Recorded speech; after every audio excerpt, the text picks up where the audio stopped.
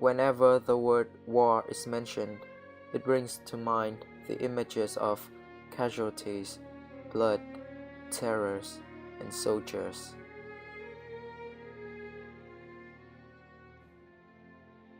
After the Vietnam War in 1975, many American soldiers have returned.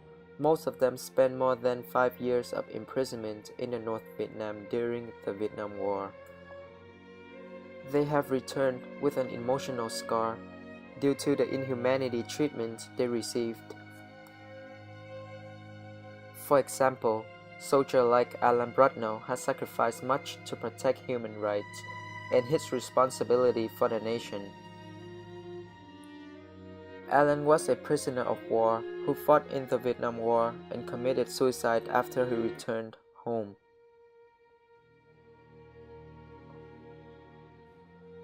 Alan's dream was always to become an astronaut.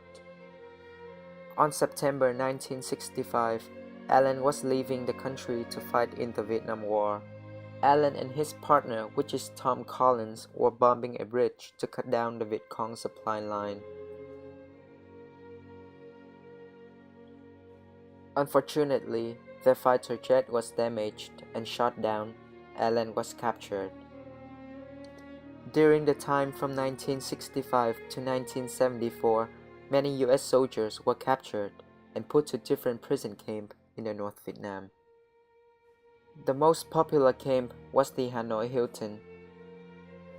Soldiers were being tortured in many ways, such as water torture, limb torture. Besides using these cruel tortures, the North Vietnamese also provided a poor medical care and poisoned food for POWs. Rice and bamboo shoots. And I mean, we've been existing on a rice ball and salt for a month or more. And man, we were hungry and we dove into that.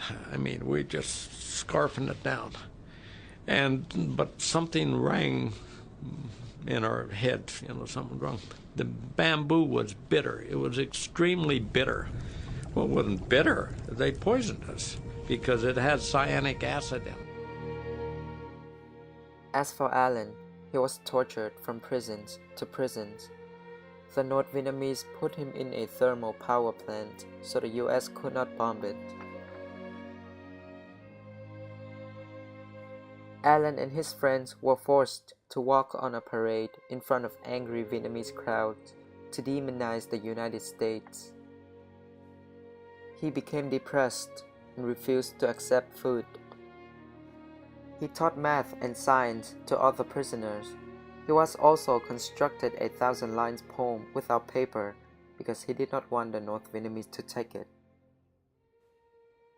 Being chained to a spot, being tied in a knot, so bent, so crushed, so twisted, in such terrible pain that could drive one insane, few mortals could long have resisted. Against horror so chilling, the spirit was willing, but the flesh was too weak to withstand. Was it really a sin for a man to give in? Could I better resist each demand?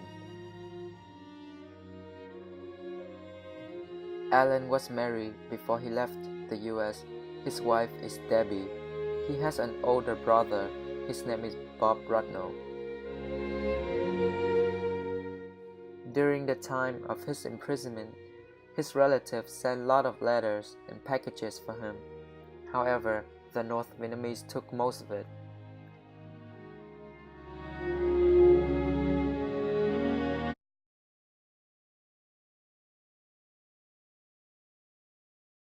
We wrote every month, but he got very little of the mail. The North Vietnamese didn't give it to him.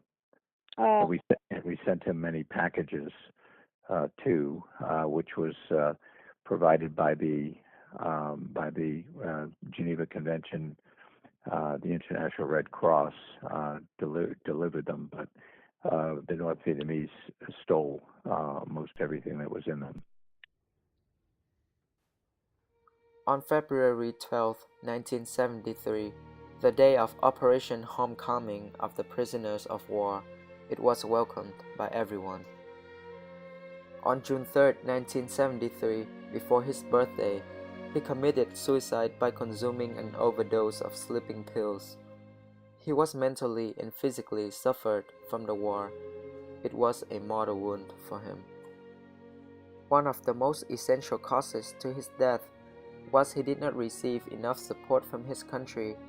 The Air Force did not pay much attention to him or provide a good medical care, which made him feel like all of his sacrifices were for nothing.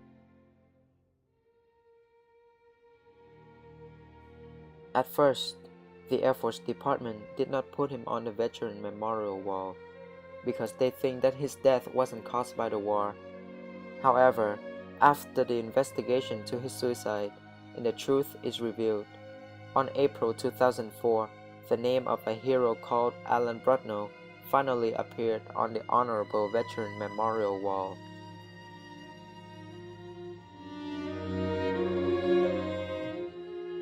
Looking at all of the struggles that Alan and other prisoners of war had been through in Vietnam, no one could hold their tears.